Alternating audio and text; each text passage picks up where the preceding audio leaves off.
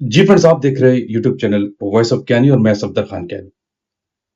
अच्छा friends, HPSC analysis में जो पीक आपके सामने आती है जिसकी बेस पे आप कैलकुलेशन कर रहे होते हैं, इसकी फॉर्मेशन कैसे होती है, कैसे स्टार्ट हुई, कैसे टॉप पे गई और कैसे ये एंड हो रही होती है, इसके पीछे क्रोमेटोग्राफी क्या है, साइंस क्या है, ये इस वीडियो में आज हम देखेंगे। इसके साथ बड़ी इंपॉर्टेंट चीज और वो है एचपीएससी का जो कॉलम है जिसको हम हार्ट ऑफ एचपीएससी कहते हैं, उसमें थ्योरेटिकल प्लेट्स क्या होती है और इससे रिलेटेड एक और बहुत इंपॉर्टेंट टर्म जिसको हम कहते हैं height equivalent theoretical plates, HETP, ये क्या होता है। तो ये तीनों टर्म्स, तीनों चीजें एचपीएससी का जो और क्यूसी का जो इंटरव्यू देते हैं उनसे पूछी जाती है।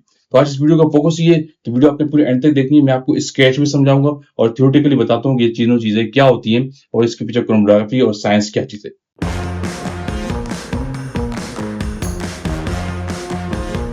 जी फ्रेंड्स, अब डिस्कस करते हैं कि ये जो पीक फॉर्मेशन है एचपीएससी एनालिसिस के अंदर, जो आपकी पीक होती है और थ्योरेटिकल प्लेट्स और हाइट इक्विवेलेंट थ्योरेटिकल प्लेट्स क्या है। थोड़ा इनको पहले थ्योरेटिकली समझते हैं कि चीजें होती क्या है। बेसिकली आपको पता है ये आपका कॉलम है, लेट्स सपोज ये आपका कॉलम है। इसमें से जो आपका कंपाउंड जो आप इंजेक्ट करते हैं सैंपल मॉलिक्यूल, उस सैंपल मॉलिक्यूल के अंदर जो कुछ मॉलिक्यूल्स होते हैं, जो कंपाउंड के कुछ मॉलिक्यूल्स होते हैं जो फास्टर वेलोसिटी से मूव कर रहे होते हैं, जिसकी वेलोसिटी ज्यादा होती है, वो जल्दी मूव कर जाएंगे डेफिनेटली और जल्दी जाके डिटेक्टर पे सेंस होंगे। तो जो फास्टर मूव कर रहे होते हैं वो पीक का स्टार्ट पॉइंट आपको शो करते हैं। जो एवरेज वेलोसिटी से मूव कर रहे होते हैं वो पीक की हाइट आपको बना के देते हैं। ठीक है। इसके अलावा जो बिल्कुल स्लोली मूव कर रहे होते हैं, जिनकी इंटरेक्शन आपके मोबाइल फेस कॉलम के अंदर स्टेशनरी फेस से ज्यादा होती है, उनकी वेलोसिटी जो है मूवमेंट की वो वेरी स्लो होती है। तो उससे वो किसी भी पीक का जो टेल फॉर्मेशन होता है। ठीक है, ये बेसिकली क्रोमेटोग्राफी की बैकग्राउंड है। अच्छा, यहाँ पे इंपॉर्टेंट चीज ये है कि अब आपको ये जो इंटरव्यू में पूछा जाता है कि थ्योरेटिकल प्लेट्स बेसिकली क्या है और हाइट इक्विवेलेंट थ्योरेटिकल प्लेट्स क्या चीज होती है। आप यूं समझ लीजिए जैसे ये आपके पास कॉलम है, ठीक है, लेंथ में अगर आपके पास कॉलम कॉलम के दरमियान एक हॉरिजॉन्टल इमेजिनरी प्लेट्स लाइंस होती हैं जिसको हम थ्योरेटिकल प्लेट्स कहते हैं। इसका कैलकुलेट करना किसी भी एनालिसिस में बहुत इंपॉर्टेंट है। इसकी बेस पे किसी भी कॉलम की परफॉर्मेंस को शो किया जाता है। यही थ्योरेटिकल प्लेट्स किसी भी कॉलम की एफिशिएंसी को शो करते हैं। इसी की बेस पे डिसाइड होता है कि कॉलम को ऑब्सोलीट करना है या उसको आगे लेके चलना है। हर कंपनी के अंदर एक टर्म डिफाइंड पॉलिसी होती है। लेकिन बेसिकली प्लेट्स क्या है, प्लेट्स थ्योरी क्या है, ये कॉलम के अंदर हॉरिजॉन्टल लाइंस होती है और कॉलम की एफिशिएंसी को शो कर रही होती है। ठीक है। लेकिन यहाँ पे बड़ी इंपॉर्टेंट एक चीज साथ और मैंने कहा था कि HETP height equivalent theoretical plates क्या होती है। जो ये थ्योरेटिकल प्लेट्स आप देखते हैं कॉलम के अंदर, मैंने कहा लेट्स सपोज इमेजिनरी प्लेट्स होती हैं, यूं हॉरिजॉन्टल लाइंस होती है।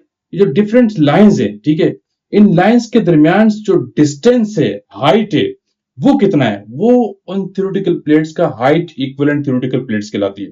जो आपकी इमेजिनरी प्लेट्स हैं उनके दरमियान जो डिस्टेंस है, जितनी नंबर जो प्लेट्स काउंट्स होती हैं जो आप निकालते हैं, वो डिस्टेंस क्या है, वो हाइट इक्विवेलेंट थ्योरेटिकल प्लेट्स कहलाता है। वो जितना कम होगा थ्योरेटिकल प्लेट्स उतनी ज्यादा होंगी, कॉलम की एफिशिएंसी बहुत ज्यादा होगी, कॉलम हाई एफिशिएंट काउंट होगा और कॉलम के अंदर सेपरेशन बहुत अच्छा होगा और कॉलम की एफिशिएंसी को ये चीज काउंट करती है। इसी की बेस पे कॉलम की एफिशिएंसी काउंट होती है। क्लियर है। जी फर्स्ट, अब ये अंडरस्टैंड करते हैं कि जो आपका पीक फॉर्मेशन है पहले वो किस तरीके से होता है। उसके बाद फिर हम ये जो थ्योरेटिकल प्लेट्स का जो कंसेप्ट है, मैं इसके से आपको वही बताता हूँ। थ्योरेटिकल प्लेट्स में बेसिकली होता क्या है, जो आपकी पीक शेप होती है, यू नो कि आपकी जो पीक शेप है ऐसे स्टार्ट होती है। ये आपकी जो बेस लाइन चल रही है, ठीक है, आपकी बेस लाइन, इसके ऊपर जो आपकी पीक होती है, ये जो एरिया है, ये जब आपकी पीक स्टार्ट टू यहां तक आती है, ठीक है, एक एरिया ये होता है। ये फॉर्मेशन जो होती है पीक की, ये वो मॉलिक्यूल करते हैं, जैसे मैंने आपको कहा, जिनकी वेलोसिटी ज्यादा होती है, जो फास्टर मूव कर रहे होते हैं वो जल्दी इल्यूट हो जाते हैं और पीक का ये वाला स्टार्टिंग वाला पॉइंट फॉर्म करते हैं। इसके बाद जो मॉलिक्यूल्स मैंने कहा था जो एवरेज वेलोसिटी से जा रहे होते हैं, वो पीक की यहां से हाइट को मेंटेन करते हैं, mid of the peak area हो जाता है। जो आपकी पीक यहां से जाएगी, ठीक है, और यूं करके सीधा स्ट्रेट नीचे आएगी यहां तक, ठीक है। ये वाला जो एरिया फॉर्मेशन है, ये वो मॉलिक्यूल करते हैं, ये वो मॉलिक्यूल करेंगे जो आपकी एवरेज वेलोसिटी से मूव कर रहे होंगे। इसके बाद वो मॉलिक्यूल स्लो वेलोसिटी से जा रहे होते हैं, तो वो पीक का ये टेल वाला एरिया फॉर्मेशन करते हैं। क्लियर, इस उनसे पीक की टेल फॉर्मेशन होती है। तीन कलर से मैंने आपको इसलिए समझाया ताकि आपको आसानी हो जाए। ठीक है, ये मॉलिक्यूल जो है, ये वाला एरिया, ये वाला एरिया जैसे मैंने आपको बताया, ये फास्टर मॉलिक्यूल्स होते हैं, फास्टर वेलोसिटी। जिन मॉलिक्यूल की वेलोसिटी हाई होती है वो ये एरिया फॉर्म करते हैं। इसके बाद जो मैंने आपको कहा कि ये वाला एरिया है, मैं डॉटेड से आपको समझा रहा, mid of the peak area जो है, ये ये उन मॉलिक्यूल से बनती है जिनकी वेलोसिटी एवरेज होती है, एवरेज वेलोसिटी के जो मॉलिक्यूल होते हैं।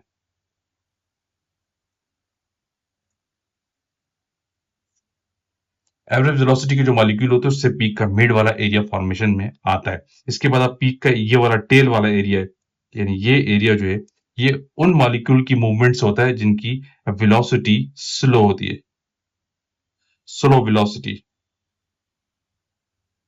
स्लो वेलोसिटी के जो मॉलिक्यूल्स होते हैं उनसे ये पीक का एरिया फॉर्मेशन होता है। इस तरीके से किसी भी कंपाउंड में पीक फॉर्मेशन होती है, हमेशा अपना कंसेप्ट बना के रखें। अब ये जो फास्ट मूव कर रहे हैं और स्लो मूव कर रहे हैं, एवरेज मूव कर रहे हैं, ये होता कैसे है, कॉलम के अंदर कैसे फॉर्मेशन होती है, मैं अब आपको वो भी बताता हूँ। ठीक है, आपको पता है, आपका जो कॉलम है मैं यहीं पे आपको समझा देता हूँ। आपका कॉलम जो होता है वो इस तरीके से, लेट सपोज ये मैं आपको कॉलम की फॉर्मेशन बता रहा हूँ। ठीक है,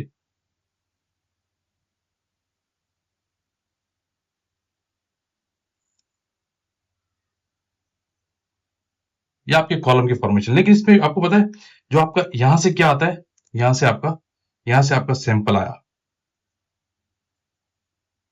सैंपल मॉलिक्यूल जो आपका होता है वो यहां से एंटर होता है।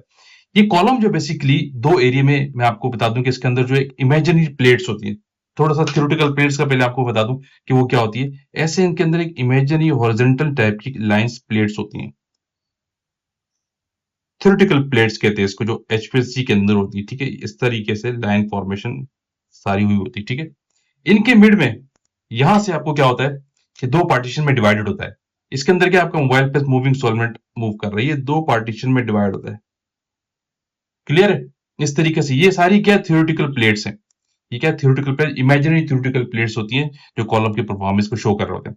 अब जो आपका मॉलिक्यूल जैसे मूव कर रहा होता है उस इस एरिया में ये हाफ वाला पार्टीशन, ये जो है ये कौन सा है, इसको हम कहते हैं स्टेशनरी फेज।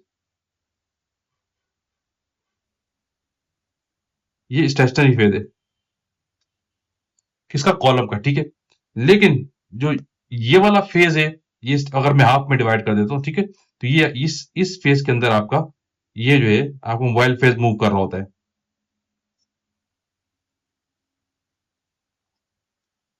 यहाँ पे मोबाइल फेज मूव कर रहा होता है। ठीक है, इन दो एरिया के अंदर ये आपका मोबाइल फेज मूव कर रहा है, ये स्टेशनरी फेज है।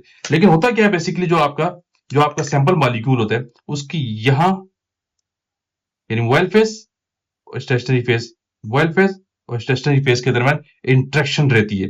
जिस मॉलिक्यूल की इंटरेक्शन यहाँ पे ज्यादा होती है, 70% है या 20% है, वो स्लो मूव कर रहा होगा, उसका वेलोसिटी कम होगी, स्टेशनरी फेज में रिटर्न करेगा। जिस मॉलिक्यूल की इन वेलोसिटी को ये मूव करते करते करते करते यहां तक आके इल्यूट हो जाते हैं, यहां से आपका इल्यूजन होता है। ठीक है, यहाँ पे आपको किसी भी मॉलिक्यूल का इल्यूजन होता है, फिर आगे डिटेक्टर भी जाके सेंस होता है। ये इंटरेक्शन जो है ना बड़ी मैटर करती है, यानी ये सैंपल मॉलिक्यूल जैसे मूव कर रहा है और ये स्टेशनरी फेज, ये क्या है मैंने आपको कहा कि स्टेशनरी फेज, ये इंटरेक्शन कम ज्यादा होती रहती है। इसी की बेस पे जो आपका मॉलिक्यूल है वो इंट्रैक्ट होके इल्यूट होके वो बाहर आता है। ठीक है, और इन्हीं की बेस पे आपके मॉलिक्यूल की वेलोसिटी स्लो होती है, एवरेज होती है और फास्ट होती है। ठीक है, अगर ये वाला एरिया 70% है स्टेशनरी फेज, ठीक है, और ये मॉलिक्यूल मूविंग की 30% है, तो उसका उसका वेलोसिटी क्या होगा, स्लो होगा, तो वो लेट स्लो होगा। ये वाला एरिया जो है वो आपके कॉलम का टेल वाला एरिया फॉर्मेशन करेगा। ठीक है, अगर इन जगहों में जिन मॉलिक्यूल की ये इंटरेक्शन जो है, ठीक है, ये हो गई लेट सपोज